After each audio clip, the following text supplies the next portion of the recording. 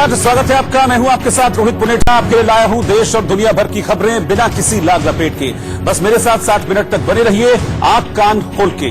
सबसे पहले 4 बड़ी खबरें। कमलेश तिवारी हत्याकांड में शामिल 3 आरोपियों को पुलिस ने गुजरात के सूरत से गिरफ्तार कर लिया, लेकिन कमलेश तिवारी के बेटे सत्यम ने अपने पिता की हत्या की एनआईए जांच की मांग की है।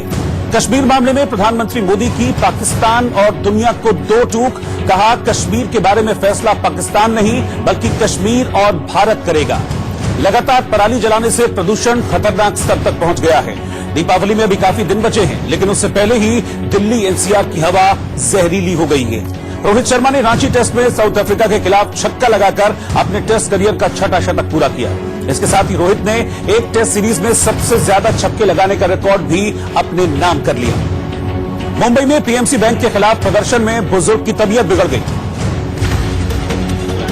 मुंबई में आरबीआई के सामने पीएमसी बैंक खाता धारकों के प्रदर्शन के दौरान एक बुजुर्ग शख्स की अचानक तबीयत बिगड़ गई, जिसके बाद वहां मौजूद लोग और अधिकारियों ने मिलकर बुजुर्ग को अस्पताल पहुंचाया।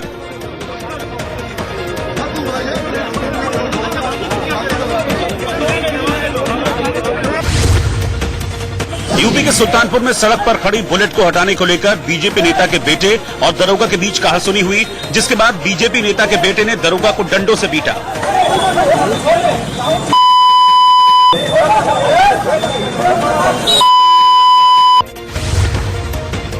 दिल्ली में लगातार बढ़ रहे वायु प्रदूषण को रोकने के लिए नगर निगम के कर्मचारियों ने सड़कों पर टैंकर से पानी का छिड़काव किया।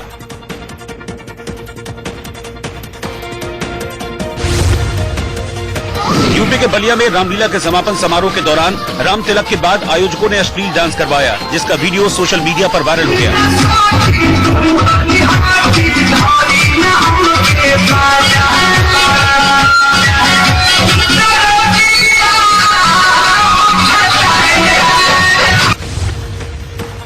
महाराष्ट्र के औरंगाबाद में चुनावी रैली को संबोधित करने के बाद स्टेज से उतरते हुए असदुद्दीन ओवैसी ने डांस किया, जिसकी सोशल मीडिया पर खूब चर्चा हुई।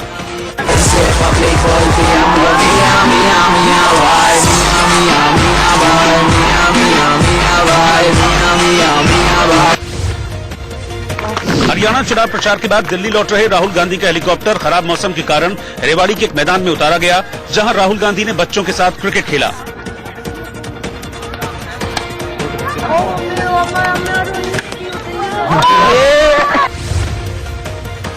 कोलकाता में एनआरसी के खिलाफ प्रदर्शन करते हुए कांग्रेस कार्यकर्ताओं ने बीजेपी के खिलाफ नारेबाजी की। बीजेपी तुम्हारे एनआरसी मान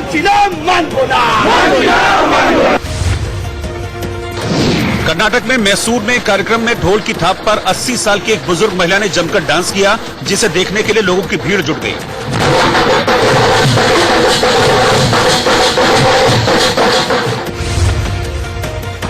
स्पेन के बार्सिलोना में 12 अलगाववादी नेताओं को सजा के ऐलान पर भड़के लोगों ने सड़कों पर टायर जलाकर हिंसक प्रदर्शन किया।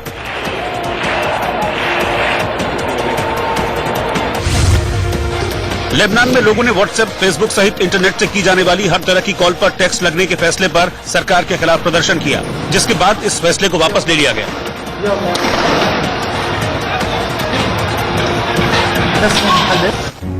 Punjab and Maharashtra cooperative bank में घोटालों को लेकर दिनों दिन विरोध प्रदर्शन बढ़ता जा रहा है। मुंबई में रिजर्व बैंक ऑफ इंडिया के सामने सैकड़ों लोगों ने प्रदर्शन कर सरकार से अपने पैसे वापस मांगे। देखिए कैसे मुंबई में आरबीआई के सामने खाता धारक इकट्ठा हुए और नारेबाजी करते हुए अपनी नाराजगी जाहिर की।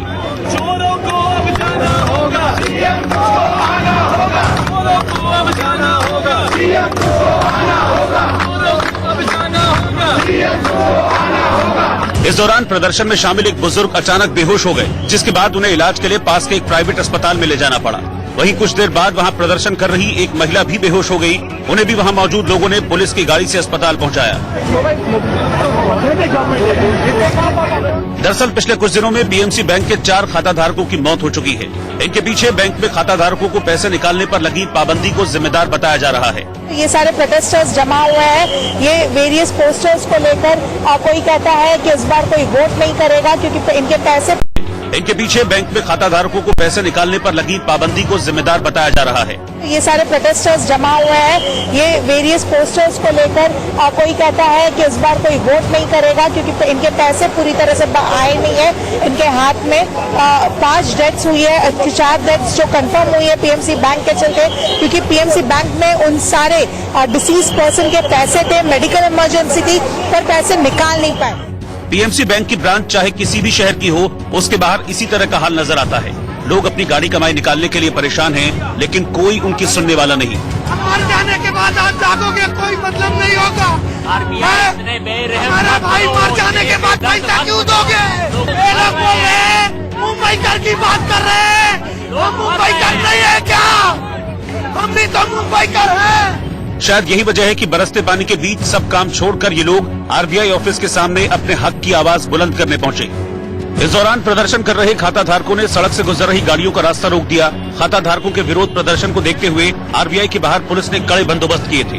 पुलिस ने सभी प्रदर्शनकारियों को गेट पर रोक लिया था। इसके अलावा पुलिस ने भीड़ को तितर बितर करने के लिए कई लोगों को खदेड़ा भी। मेरी फैमिली का मिला के 1.5 करोड़ रुपीस है और मैंने अभी मेरे बच्चों के नाम पे एक फ्लैट लिया है जी। अपने ही पैसों के दम पे मुझे हर महीने 1.5 से 2 लाख रुपया बिल्डर को देना पड़ता है। आज मैं इस परिस्थिति में आ गया हूँ, इतनी बुरी हालत हो चुकी है मेरी कि मैं उसको पैसे कैसे दूं। हमारा कौन सा कसूर है कि हमने उधर डिपॉजिट किया, बताइए आप।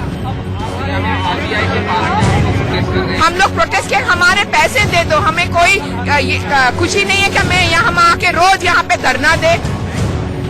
आप बोलिए घर बार छोड़ के हम लोग ये आज 22 या 23 दिन है, हम लोग रोज रास्ते पे है, मांग रहे हैं हमारे पैसे दो, पैसे दो, पैसे दो। फिर आप सोचिए 50 लाख फैमिलीज है, जो 16 लाख का जो है उनका 4 का कितने हो गए। आप सोचिए इन लोग कैसे गुजारा कर रहे हैं। दरअसल 6,500 करोड़ के पीएमसी घोटाले के उजागर होने के बाद रिजर्व बैंक ने बैंक से एक सीमा से अधिक नकदी निकालने पर रोक लगा दी है। खाता धारक 6 महीने की अवधि में बैंक से मात्र 40,000 रूपए ही निकाल सकते हैं, जिससे खाता धारक नाराज हैं। उनका दावा है कि अपना ही पैसा वो भीख की तरह क्यों मांगे। और सबसे बड़ा सवाल ये है कि आखिर पीएमसी बैंक की इस नोटबंदी के जिम्मेदारों को सजा कब मिलेगी। महाराष्ट्र में वोटिंग से 3 दिन पहले सलमान खान के बॉडीगार्ड शेरा शिवसेना में शामिल हो गए। सिख परिवार से आने वाले शेरा का असली नाम गुरमीत सिंह है, लेकिन उनकी पहचान सलमान खान के बॉडीगार्ड शेरा के तौर पर ही है। शेरा ने उद्धव ठाकरे के घर जाकर शिवसेना ज्वाइन की, जहां खुद आदित्य ठाकरे ने उन्हें पार्टी का अंग वस्त्र पहनाया। इसके साथ ही उन्हें तलवार भेंट की गई। शेरा के साथ पार्टी प्रमुख उद्धव ठाकरे ने भी फोटो खिंचवाई और ये तस्वीर भी सोशल मीडिया पर वायरल हो गई। पिछले कई सालों से शेरा सलमान खान और उनके परिवार के साथ साए की तरह नजर आते रहे हैं। सलमान खान के बॉडीगार्ड के तौर पर उनका फिल्म इंडस्ट्री में भी सम्मान रहा है। कई ऐसे मौके आए जब शेरा को लेकर सलमान खान का लगाव सबने देखा, लेकिन अब उनके अचानक शिवसेना में शामिल होने से सियासी गलियारों में चर्चा तेज हो गई है। सुपरस्टार सलमान खान के सबसे खास और सबसे विश्वसनीय बॉडीगार्ड शेरा उर्फ गुरमीत सिंह ने आज शिवसेना ज्वाइन कर लिया। शिवसेना ज्वाइन करने का साफ मकसद है कि सलमान खान का पूरा सपोर्ट शिवसेना को है, यानी आदित्य ठाकरे को है। और शिवसेना के बारे में साफ तो कहा जा रहा है कि जिस तरीके से उन्होंने शेरा को अपने साथ जोड़ा है, इसे साफ समझ में आता है कि सलमान खान का इसमें पूरा रोल है। बाला साहब ठाकरे की तस्वीर के सामने खड़े होकर शेरा ने एक वीडियो भी जारी किया और अपने नए सफर के बारे में जानकारी दी। जय महाराष्ट्र। आज उद्धव जी के नेतृत्व में शिवसेना पार्टी ज्वाइन किया मैंने और आदित्य जी को शुभकामनाएं देता हूँ जीतने के लिए, और वो अवश्य जीतेंगे। और मैं कल से आदित्य जी के साथ रैली भी करूंगा। जय महाराष्ट्र। शेरा का ताल्लुक सिख परिवार से है और उनका असली नाम गुरमीत सिंह जौली है। शेरा मुंबई में ही एक सिक्योरिटी एजेंसी चलाते हैं। 1995 में सोहेल खान ने सलमान के विदेशी दौरे के लिए शेरा की कंपनी की सर्विस मांगी और बाद में हमेशा सलमान खान के साथ रहने का प्रस्ताव रखा, जिसे शेरा ने स्वीकार कर लिया। खबर के मुताबिक शेरा की अपनी एक इवेंट कंपनी विस्क्राफ्ट भी है, साथ ही उनकी दूसरी कंपनी टाइगर सिक्योरिटी भी है, जो सेलिब्रिटीज को सुरक्षा मुहैया कराती है। माना जा रहा है कि शेरा के शिवसेना में शामिल होने से पार्टी को सियासी फायदा हो सकता है। दुनिया भर में जम्मू कश्मीर के मसले पर मानवाधिकार की दुहाई देने वाले पाकिस्तान के प्रधानमंत्री इमरान खान अपने देश में विपक्ष के प्रदर्शन को सेना के जरिए कुचलने की कोशिश में हैं। पाकिस्तानी मीडिया की रिपोर्ट्स के मुताबिक विपक्षी दलों ने इमरान खान पर चुनावों में धांधली कर सत्ता में आने का आरोप लगाते हुए विरोध प्रदर्शन का ऐलान किया है। ये ऐलान विपक्षी दल जमीयत उलेमाए इस्लाम के चीफ मौलाना फजल ने किया है। खबर के मुताबिक 31 अक्टूबर को इस मार्च में पूर्व पीएम नवाज शरीफ की party Pakistan Muslim League Nawaz, Pakistan peoples party, ANP समेत कई विपक्षी दल शामिल होंगे। इस प्रदर्शन को लेकर इमरान खान के आवास में हुई एक मीटिंग में यह फैसला हुआ कि मौलाना फजल समेत सभी विपक्षी दलों से बातचीत की जाएगी। अगर बातचीत नाकाम रहती है तो फिर संवेदनशील जगहों और सरकारी संस्थानों की सुरक्षा के लिए सेना को तैनात किया जाएगा। पाकिस्तान संविधान के मुताबिक अगर सेना नागरिक प्रशासन की सहायता के लिए कार्रवाई करती है तो उसे कोर्ट में चुनौती नहीं दी जा सकती है। 2014 में खुद इमरान खान की पार्टी पाकिस्तान तहरीक-ए-इंसाफ और नवंबर 2017 में तहरीक-ए-लब्बैक पाकिस्तान के आंदोलन को रोकने के लिए सेना की तैनाती की गई थी। इंदौर में वीर सावरकर को भारत रत्न देने के वादे पर कांग्रेस ने बीजेपी के खिलाफ प्रदर्शन किया। मध्य प्रदेश के इंदौर में कांग्रेस कार्यकर्ताओं ने वीर सावरकर को भारत रत्न देने के वादे पर बीजेपी के खिलाफ जमकर प्रदर्शन किया। राष्ट्रपति रामनाथ कोविंद 7 दिनों के विदेश दौरे पर फिलीपींस की राजधानी मनीला पहुंचे, जहां उन्होंने फिलीपींस के राष्ट्रपति से मुलाकात की। गुजरात के वडोदरा में खराब पानी को लेकर विरोध कर रहे कांग्रेस कार्यकर्ताओं ने मेयर जिगीशा शेठ के दफ्तर पहुंचकर जमकर प्रदर्शन किया। दिल्ली एनसीआर में बढ़ते वायु प्रदूषण के कारण एयर क्वालिटी इंडेक्स कई इलाकों में 300 के पार पहुंच गया। हैदराबाद में 15 दिन से अपनी मांगों को लेकर हड़ताल कर रहे ट्रांसपोर्ट कर्मचारियों के समर्थन में वकीलों ने भी प्रदर्शन किया। यूपी के हमीरपुर जेल में कैदियों के मानसिक तनाव को दूर करने के लिए जेल में रेडियो सुनाया गया। दोपहर के वक्त कैदियों को मनपसंद गाने सुनाए जा रहे हैं। यह रेडियो जेल डॉक्टर कार्यक्रम आपकी खिदमत में हाजिर है। आप सुन रहे हैं रेडियो कार्यक्रम, मैं आपका साथी। कर्नाटक के हावेरी में एक कॉलेज में परीक्षा दे रहे बच्चों को नकल से रोकने के लिए उनके सिर पर डब्बे लगाए गए। यूपी के आजमगढ़ में मोबाइल फोन पर विवाद को लेकर पिता और उसके 5 महीने की बेटी की गला काटकर हत्या कर दी गई। अस्पताल में मां की हालत गंभीर है।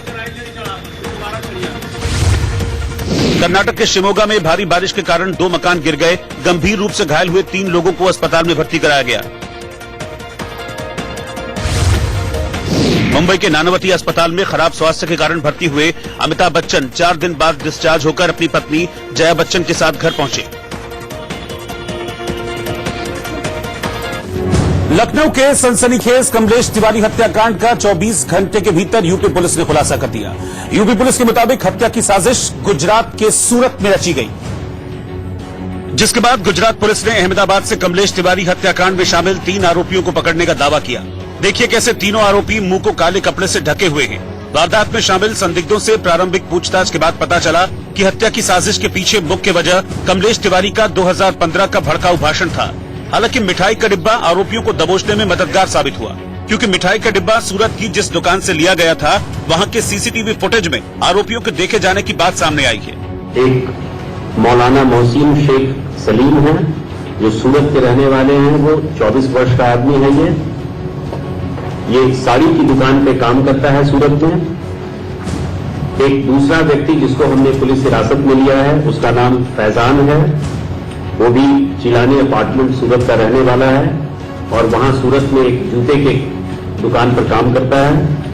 उसकी उम्र 21 वर्ष है। और तीसरा जिसको हमने पुलिस हिरासत में लिया है वो रशीद अहमद खुर्शीद अहमद पठान है।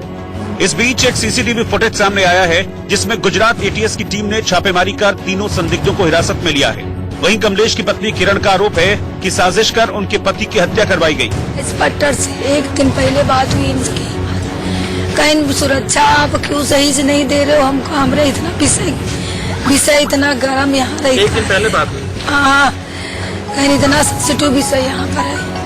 अब सुरक्षा सही से दिया करो। ठीक है, वो सुरक्षा लगाता है मुंशी, अब उससे देखते जानकारी लेते हमको। लेकर भी नहीं आता, डंडा लेकर आता, डंडा लेकर। पहले 2 बैठते थे, आज के 2 दिन पहले हमने कहा था क्यों नहीं आ रहे हो, तो वो ये बोला कि अब सुरक्षा हटा दी गई है और मतलब अब यहाँ पे सुरक्षा कर्मी कम रह गए हैं। इस बीच कमलेश तिवारी की मां ने आरोप लगाया कि एक स्थानीय नेता शिव कुमार गुप्ता ने उनके बेटे की हत्या कराई है। कमलेश तिवारी की मां का दावा है कि एक मंदिर के विवाद में उनके बेटे की हत्या की गई है। साथ ही ये दावा किया कि शिव कुमार मंदिर के जबरदस्ती अध्यक्ष बन गए, क्योंकि कमलेश के आगे शिव कुमार गुप्ता की नहीं चल रही थी, इसलिए उनके बेटे की हत्या करा दी गई। इसके अलावा कमलेश तिवारी की मां ने योगी सरकार से इंसाफ की गुहार लगाई है। पुलिस से कोई सहयोग नहीं मिला, अगर पुलिस से सहयोग मिला हो तो ये दिन न देखे थे। 4 उनका दिन रहा नहीं, सुरक्षा कर्मी 2 गनर और 2 पहले 17 रहा कलेश के, फिर 4 के योगी जी आए और हमको बताएं कि किस बिना पर इसको आपने मरवाया। ये कसूर था इसका, आतंकवादी था, चोर था, माफिया था, बदमाश था, क्या करता था। हिंदू के साथ हिंदू होकर हिंदू का साथ देना गुनाह है।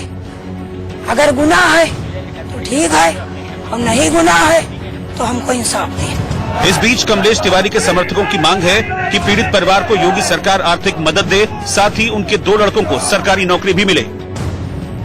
और इस बीच लखनऊ में कमलेश तिवारी की हत्या के बाद सीतापुर में हिंदुवादी संगठनों का आक्रोश देखा गया।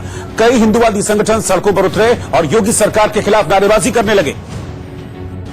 प्रदर्शनकारियों ने योगी और मोदी सरकार से सवाल किया कि आखिर देश भर में हिंदुओं की हत्या का जिम्मेदार कौन है।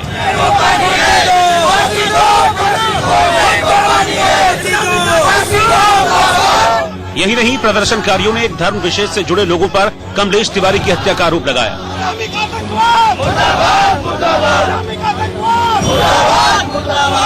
इसके अलावा कुछ लोग कमलेश तिवारी के घर पहुंचे प्रशासनिक अधिकारियों से सवाल जवाब करते हुए उनसे बहस करने लगे। हालांकि प्रशासनिक अधिकारियों ने उन्हें समझाने की कोशिश की, लेकिन उनका गुस्सा शांत नहीं हुआ। जब सुरक्षा लगी थी तो सुरक्षा कायदे से क्यों नहीं दी गई?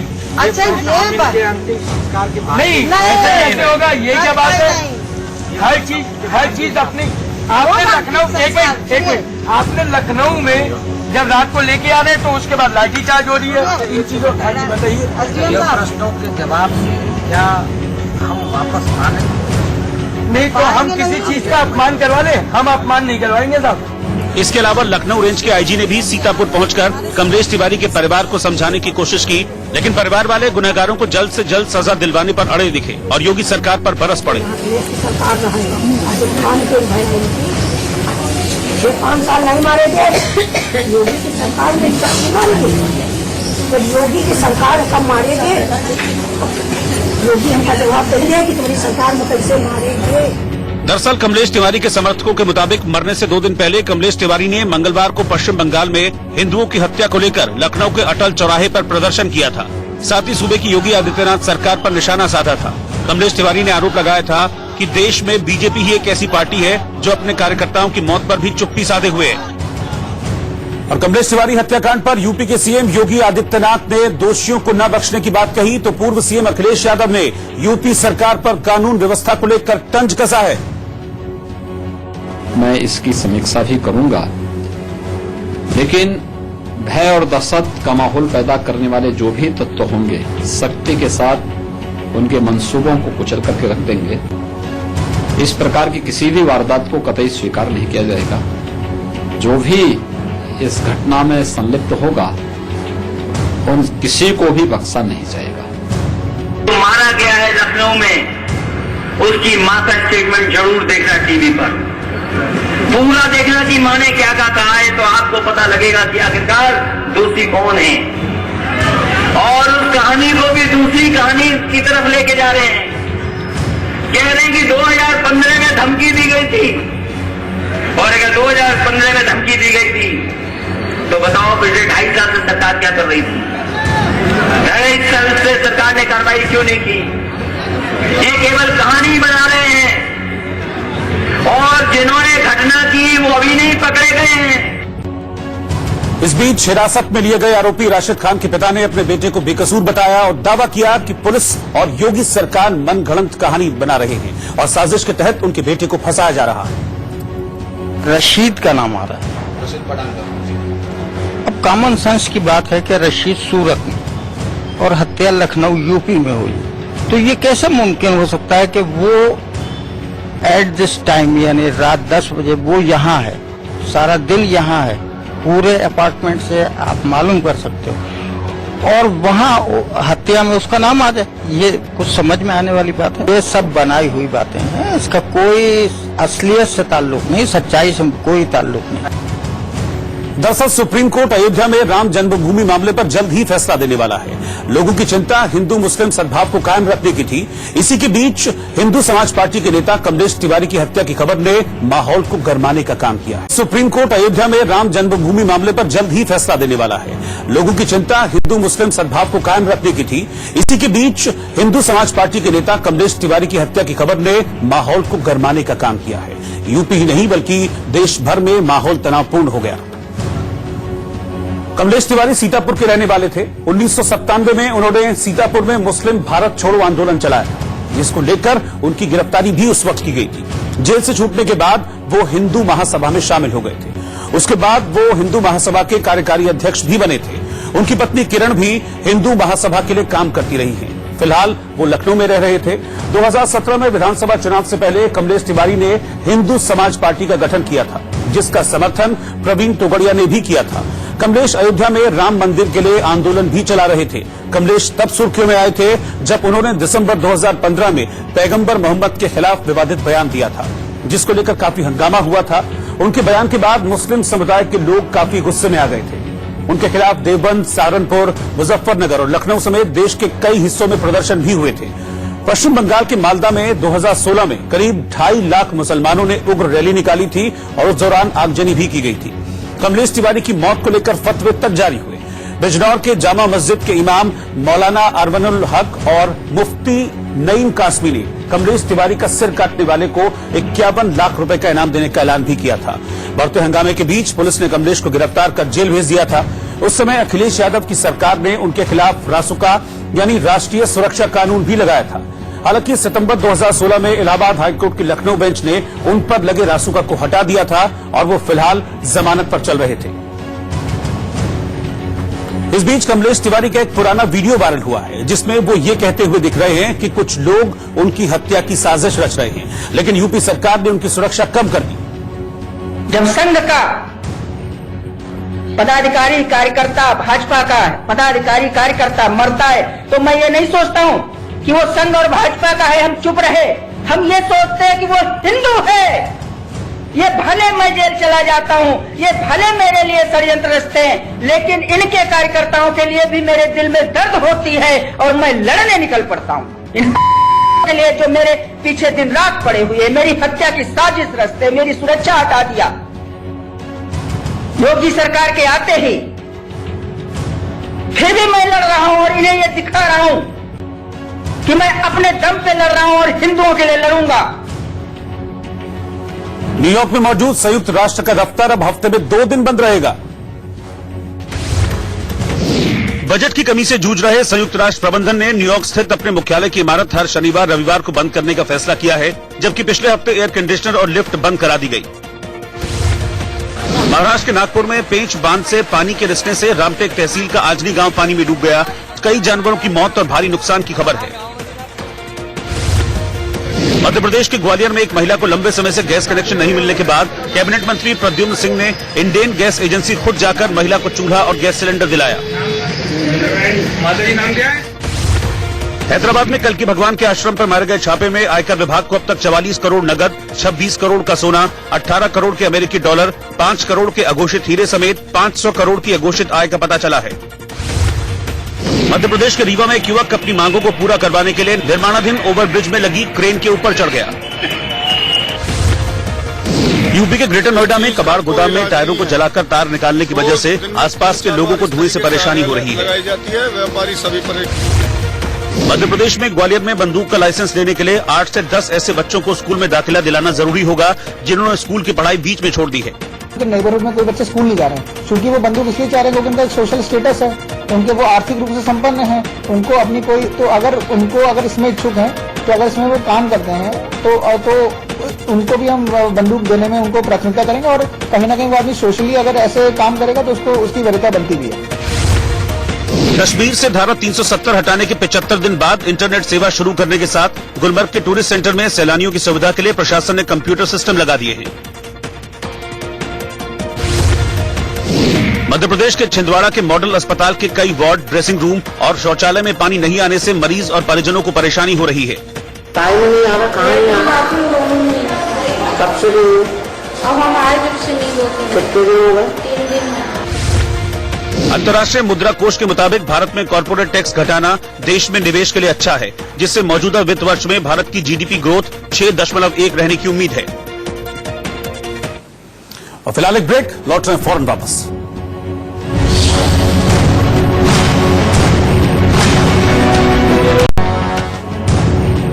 प्रधानमंत्री मोदी ने कश्मीर मामले में पाकिस्तान और दुनिया को 2 टूक जवाब दिया है। हरियाणा के चुनावी मैदान में प्रचार के आखिरी दिन प्रधानमंत्री ने कश्मीर के हालात के लिए कांग्रेस को कटघरे में खड़ा किया और लगे हाथ साफ कर दिया कि अब कश्मीर के मामले में फैसला पाकिस्तान तय नहीं कर सकता, बल्कि कश्मीर पर फैसला कश्मीर और भारत के लोग लेंगे। अब कैलेंडर वो तय नहीं करेंगे, दुश्मन देश में से तारीखें तय नहीं होगी, अब तारीखें हिंदुस्तान तय करेगा।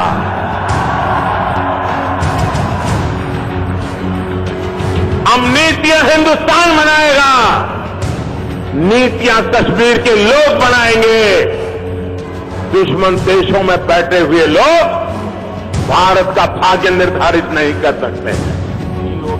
सिरसा में चुनावी रैली को संबोधित करते हुए प्रधानमंत्री मोदी ने आजादी के बाद कश्मीर में लगातार बिगड़ते हालात के लिए कांग्रेस को जिम्मेदार बताया। प्रारंभ के दिनों में पाकिस्तान की मदद से हमारा कुछ हिस्सा छीन लिया गया, पीओके बन गया, पहले कुछ हिस्सा गया, फिर सूफी परंपरा गई, फिर जम्मू के साथ, लद्दाख के साथ भेदभाव का सिलसिला चलाया गया। धारा 370 दिखा करके दिल्ली को भी डराया गया। दिल्ली में बैठे हुए लोग सब कुछ आंख मूंद करके 70 साल तक समस्याओं में उलझाते रहे, सार्थक समाधान के लिए ईमानदार कोशिश ही नहीं की गई। कश्मीर के अलावा पीएम ने पानी के मुद्दे पर भी कांग्रेस को घेरा और दावा किया कि भारत का पानी पाकिस्तान नहीं जाने दिया जाएगा। हमारी नदियों से हमारे हिस्से का पानी बह करके पाकिस्तान जाता रहा और हमारी सरकारें देखती रही। पानी है जाता है, पानी है जाता है।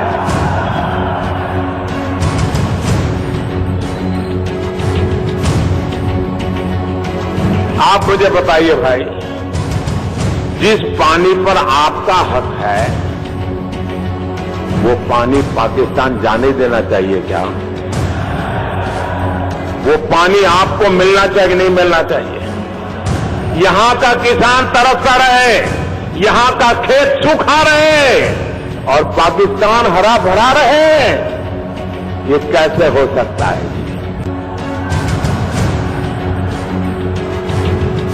ये पानी पर आपका हक है और मैं एक बूंद पानी जो आपका हक का है वो अब पाकिस्तान में नहीं जाने दूंगा।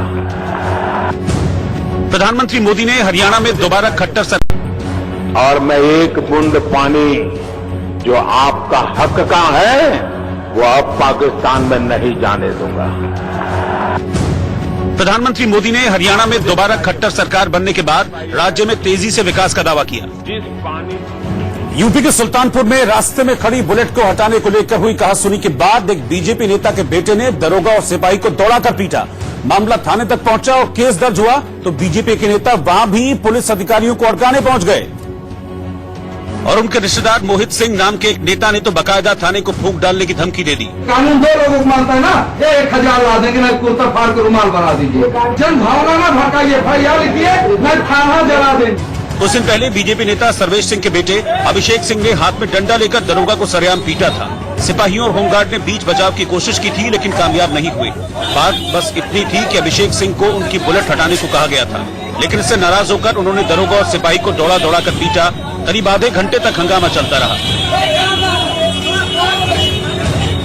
इसके बाद दरोगा की शिकायत पर अभिषेक सिंह समेत 2 लोगों के खिलाफ केस दर्ज कर लिया गया, लेकिन इसके बाद उनका परिवार थाने जा पहुंचा। बताया जा रहा है कि सर्वेश सिंह बीजेपी किसान मोर्चा के पूर्व जिलाध्यक्ष हैं, तो चाचा मोहित सिंह सांसद मेनका गांधी की विकास समिति के सदस्य हैं। बीजेपी नेताओं ने अधिकारियों से उल्टे दरोगा के खिलाफ केस दर्ज करने की मांग की और ऐसा नहीं करने पर थाना जला देने की चेतावनी दी। कानून दो लोगों को मानता है ना, ये 1000 ला देंगे ना, कुर्ता फाड़ के रुमाल बना दीजिए, जन भावना ना भड़काइए, FIR लिखिए, न थाना जला देंगे। हालांकि पुलिस अधिकारी ने बीजेपी नेताओं को समझाने की कोशिश की, ये कह रहे हैं पहले दुर्भाग्यपूर्ण घटना नहीं होनी चाहिए, लेकिन थाने में देर तक बवाल चलता रहा। केंद्र सरकार और यूपी सरकार की कई योजनाओं के बावजूद यूपी में गायों की स्थिति में कोई सुधार नहीं हुआ है, बल्कि उनकी संख्या कम हुई है, जबकि गोवंश की संख्या के मामले में पश्चिम बंगाल नंबर 1 राज्य हो गया है। केंद्रीय पशुपालन विभाग के आंकड़ों के मुताबिक उत्तर प्रदेश में गोवंश की संख्या में साल 2012 की तुलना में 3.93% की कमी आई है। राज्य में गोवंश की संख्या 1,96,00,000 से घटकर 1,88,00,000 रह गई है। इसके साथ ही गायों की संख्या में यूपी दूसरे नंबर पर खिसक गया है, जबकि पश्चिम बंगाल में गायों की संख्या सबसे ज्यादा है। पश्चिम बंगाल में गोवंश की संख्या 1,65,00,000 से बढ़कर 1,90,00,000 हो गई है। हालांकि यूपी में भैंस की संख्या बढ़कर 3 करोड़ से 3,30,00,000 हो गई है। देश के सभी राज्यों में भैंस की संख्या सबसे ज्यादा उत्तर प्रदेश में है। आंकड़ों के मुताबिक राज्य में लोग गाय की बजाय भैंस पालने को ज्यादा बेहतर मानते हैं। सपना चौधरी ने बीजेपी से बगावत कर हरियाणा चुनाव में गोपाल कांडा का समर्थन किया। हेलो, राम राम, नमस्कार। मैं आपके मशहूर हरियाणवी डांसर और बीजेपी नेता सपना चौधरी का हरियाणा लोकहित पार्टी के नेता गोपाल कांडा को समर्थन देते हुए पार्टी की ओर से वीडियो जारी किया गया।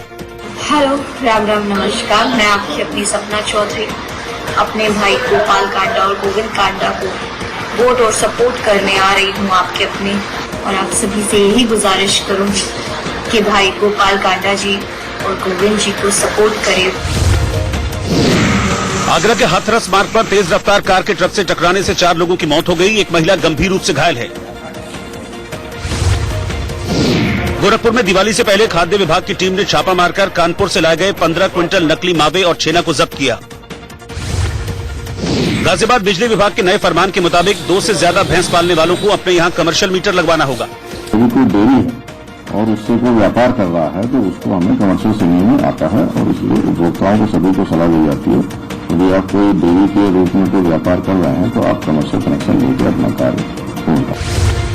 यूपी के गाजियाबाद में प्राइवेट बसों की छत पर चढ़कर खतरनाक सफर कर रहे छात्रों का वीडियो वायरल हुआ है।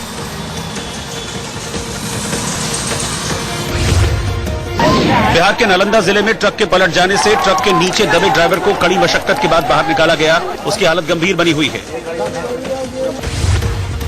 गाजियाबाद में फर्जी आधार कार्ड के जरिए बैंकों से लोन लेने और महंगी गाड़ियां फाइनेंस कराने के केस में 4 आरोपियों को गिरफ्तार किया गया है।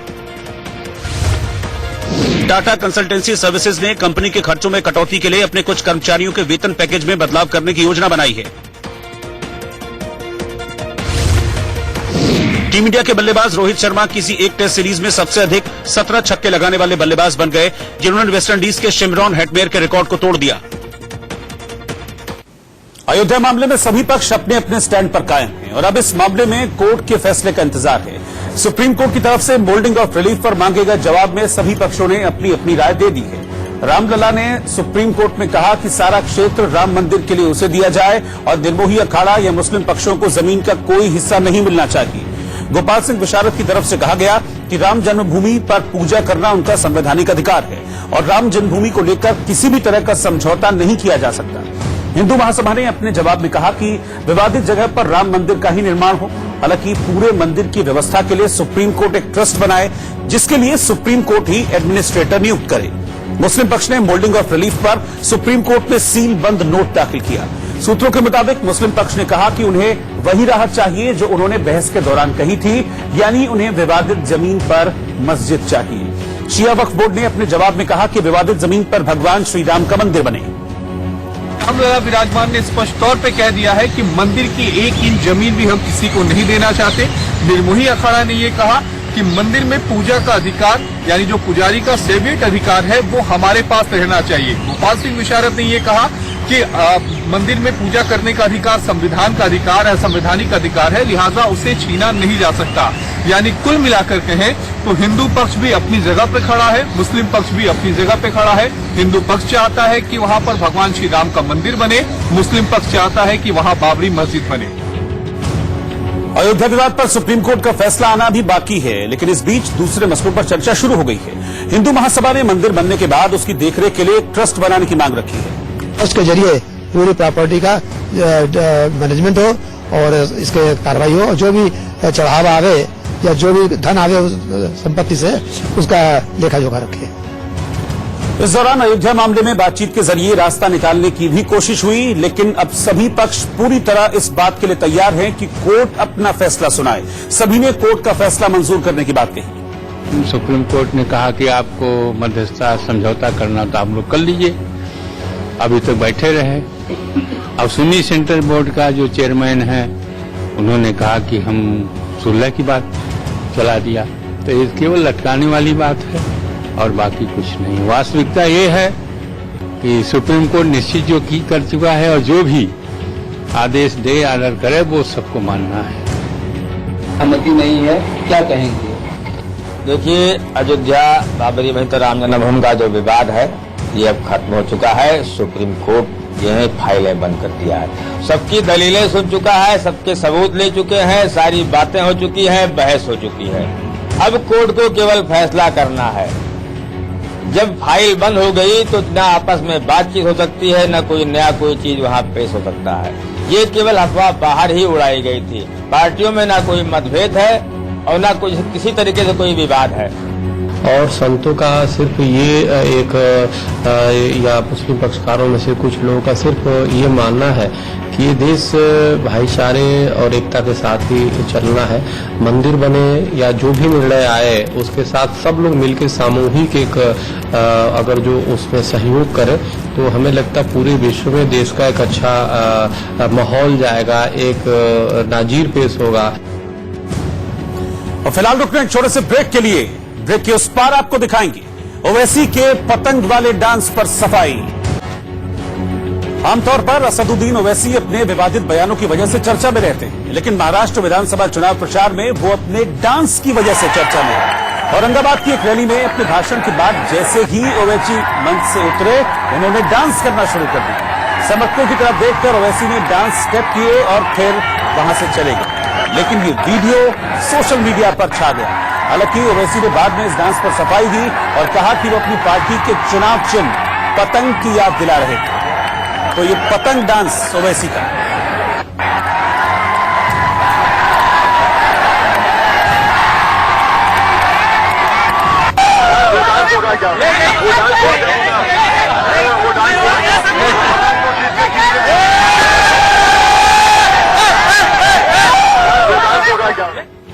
मध्य प्रदेश के टीकमगढ़ में एक बच्चे की जान किस्मत से बच गई। वहां छत पर बच्चा खेल रहा था, अचानक से वो नीचे गिर गया और सीधे बाहर आ रहे रिक्शे पर जा गिरा। लेकिन उसी वक्त गली से एक रिक्शा गुजर रहा था और जैसे ही ये रिक्शा उस घर के पास पहुंचा तभी ये बच्चा गिरा। रिक्शे पर गिरने की वजह से बच्चे की जान बच गई। शोरगुल सुनकर परिवार के लोग बाहर भागे और बच्चे को उठाकर घर के अंदर ले गए। पूरी घटना वहां पर लगे एक सीसीटीवी कैमरा में कैद हो गई। किस्मत अच्छी थी इस बच्चे की कि जब ये ऊपर से गिरा तो फौरन उसी वक्त एक रिक्शा नीचे से गुजर रहा था, तो रिक्शे पर गिरने की वजह से इस बच्चे की जान बच गई।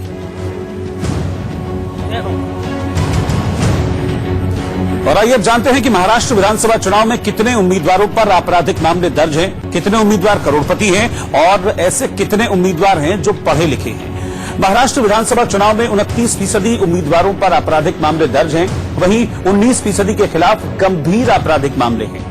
बीजेपी शिवसेना के 60% उम्मीदवारों पर केस दर्ज हैं, जिनमें से 41% उम्मीदवारों पर गंभीर आपराधिक मामले हैं। वहीं कांग्रेस और एनसीपी के 59.3 उम्मीदवारों पर मामले दर्ज हैं, जिनमें से 32% उम्मीदवारों पर गंभीर आपराधिक मामले हैं।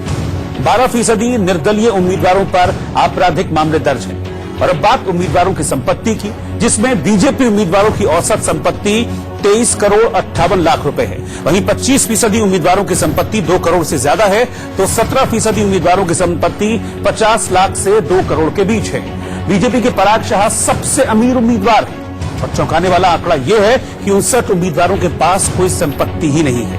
और अब बात पढ़े लिखे उम्मीदवारों की, जिनमें 43% उम्मीदवार उच्च शिक्षित हैं, तो 19% उम्मीदवार 10वीं पास भी नहीं है और 36 उम्मीदवार निरक्षर हैं। वहीं 1362 उम्मीदवार ऐसे हैं जिनके पास ग्रेजुएट, पोस्ट ग्रेजुएट और डॉक्टरेट की डिग्री है। राहुल गांधी कुछ बच्चों के साथ मिठाई और चाट का लुत्फ लेते हुए नजर आए। ऐसे हैं जिनके पास ग्रेजुएट, पोस्ट ग्रेजुएट और डॉक्टरेट की डिग्री है। राहुल गांधी कुछ बच्चों के साथ मिठाई और चाट का लुत्फ लेते हुए नजर आए। दिल्ली के बंगाली मार्केट में पूर्व कांग्रेस अध्यक्ष राहुल गांधी ने 2 बच्चों के साथ बंगाली मिठाइयां, गोलगप्पे और चाट का लुत्फ उठाया। झुंझुनू लोकसभा सीट से सांसद नरेंद्र कीचड़ का एक वीडियो सोशल मीडिया पर वायरल हो रहा है, जिसमें पुलिस उनकी कार की जांच कर रही है।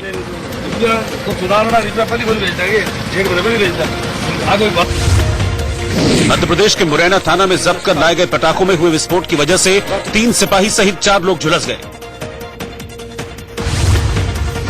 भोपाल में बीजेपी के पूर्व विधायक सुरेंद्र नाथ की बेटी ने एक वीडियो जारी कर बिना अपने पिता का नाम लिए परिवार पर परेशान करने का आरोप लगाते हुए किसी भी तरह के प्रेम प्रसंग से इनकार किया। राजस्थान में लड़कियों के सरकारी स्कूल में 50 साल से कम उम्र के पुरुष शिक्षक नहीं पढ़ा पाएंगे, बल्कि उनकी जगह ज्यादा से ज्यादा महिला शिक्षकों की तैनाती की जाएगी। देश के 50 सबसे खराब लिंगानुपात वाले जिलों में शामिल बिहार के वैशाली में छापेमारी कर बिना डॉक्टरों और लाइसेंस के चल रहे अल्ट्रासाउंड सेंटर को सील कर दिया गया। अमेरिकी जांच एजेंसी FBI की टॉप 10 मोस्ट वांटेड लिस्ट में एक भारतीय का नाम है। भद्रेश कुमार पटेल की FBI को पिछले 4 सालों से अपनी पत्नी की हत्या के मामले में तलाश है। और फिलहाल एक छोटा सा ब्रेक, लौट रहे हैं फौरन वापस।